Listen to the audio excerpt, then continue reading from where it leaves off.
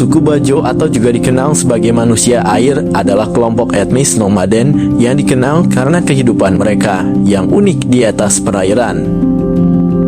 Suku Bajo biasanya tersebar di berbagai wilayah kepulauan di sekitar Indonesia Timur, terutama di sekitar Kepulauan Nusa Tenggara dan Sulawesi, serta di Filipina Selatan dan Malaysia Timur.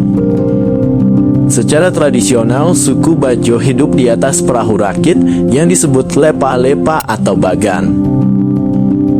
Perahu ini biasanya terbuat dari kayu yang diperoleh dari hutan sekitar, kemudian dirakit dengan menggunakan teknik yang telah diwariskan turun-temurun.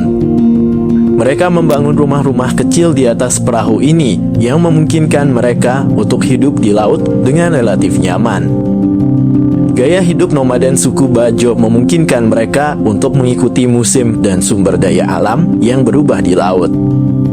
Mereka menghabiskan sebagian besar hidup mereka di laut bergantung pada penangkapan ikan, pengumpulan kerang, dan kegiatan pesisir lainnya untuk memenuhi kebutuhan hidup mereka.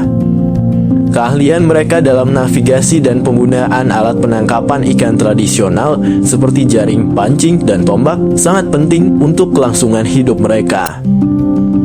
Dalam sejarah suku Bajo, suku ini diyakini sebagai keturunan suku Austronesia yang awalnya tinggal di daratan sebelum bermigrasi ke laut.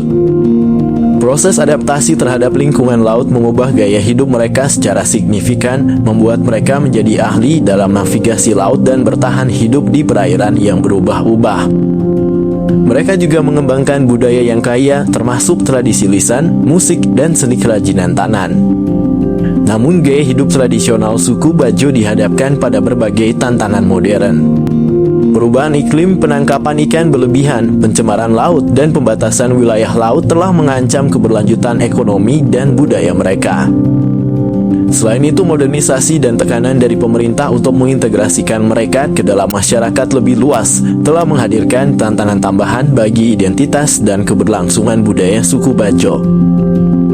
Meskipun demikian, upaya pelestarian budaya dan keberlanjutan ekonomi suku Bajo terus dilakukan.